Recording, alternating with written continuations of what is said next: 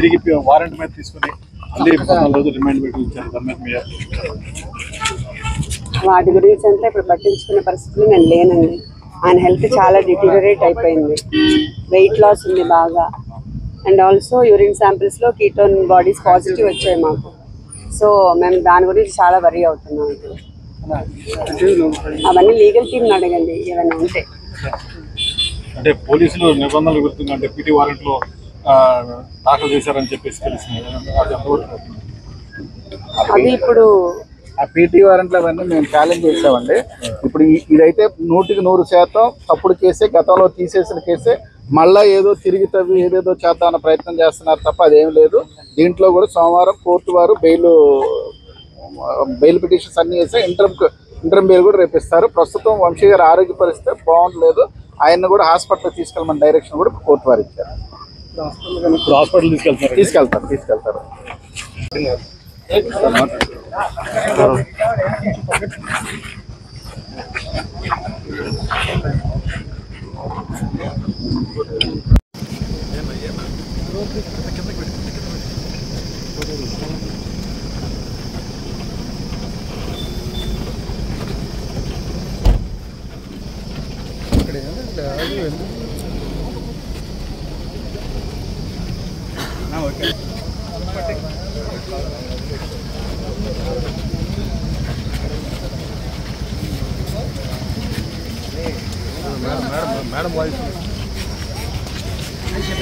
అదే ఇద్దరి మీద ఎటువంటి రిమాండ్ అడగకుండా ఏదో పీటీ వారెంట్ వేరే ఎప్పుడో 5 ఏళ్ల క్రితం 2019లో కేసు అని 2024లో ఛార్జ్ షీట్ ఫైల్ చేసిన కేసులో ముద్దాయిలుగా వాళ్ళని ఏమి జాయిన్ చేయలేదు. జాయిన్ చేయకుండానే వాళ్ళు ముద్దాయిలు అని చెప్పేసి కోర్టు వారు తీసుకొచ్చి ప్రొడ్యూస్ చేసి రిమాండ్ తీసుకున్నారు. ఇట్ ఈస్ అసలు చట్ట ప్రకారం ఫాలో అవ్వాల్సిన ఒక్క ప్రావిజన్ ఫాలో అవ్వట్లేదు.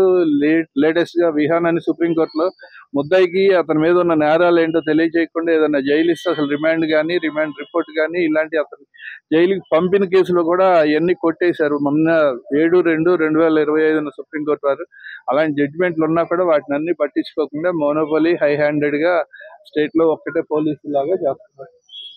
జడ్జి గారు ఎలాంటి తీర్పు జడ్జి ఇచ్చిన తీర్పు నాకు ఒక రకంగా అనిపించవచ్చు, కానీ దాని మీద మనం కామెంట్ చేయకూడదు.